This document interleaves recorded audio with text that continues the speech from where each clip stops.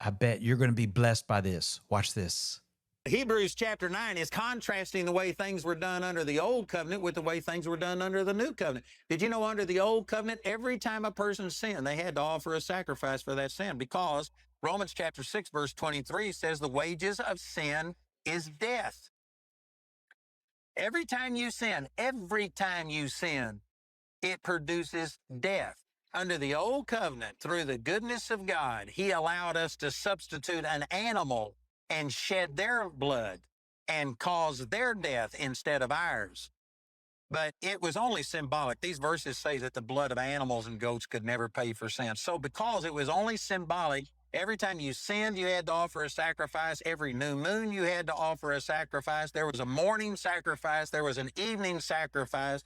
Every time a woman had a child, she had to offer a sacrifice of purity. Every time you did, man, just a million things, you had to offer these sacrifices. And then once a year, you had a Day of Atonement where the high priest had to go in and offer a sacrifice for all of the sins of the people that they didn't even know about and that they hadn't confessed.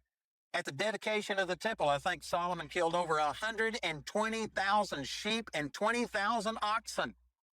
There was just constant shedding of blood under the old covenant. But under the new covenant, look at this in Hebrews chapter 9, verse 12. Neither by the blood of goats and calves, but by his own blood, he entered in once into the holy place, having obtained eternal redemption for us. The old covenant offered sacrifices over and over and over, and there was a constant sin consciousness. But under the new covenant, Jesus died once. Once. You do not have to have the blood reapplied to you. Jesus paid for all of your sins, past, present, and even the sins you hadn't committed yet. Somebody says, how could Jesus pay for a sin before you commit it? Well, you better hope he can, because he only died once 2,000 years ago, before you ever were born and before you ever committed sin.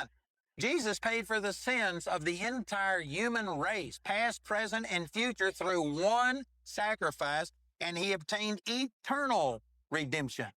Those of you that believe that you lose your salvation every time you sin and you're backslidden, if you were to die in that backslidden state, you'd die and go to hell, you are negating what Jesus has done. Jesus died for your sins once. Once. And he paid for all of your sins.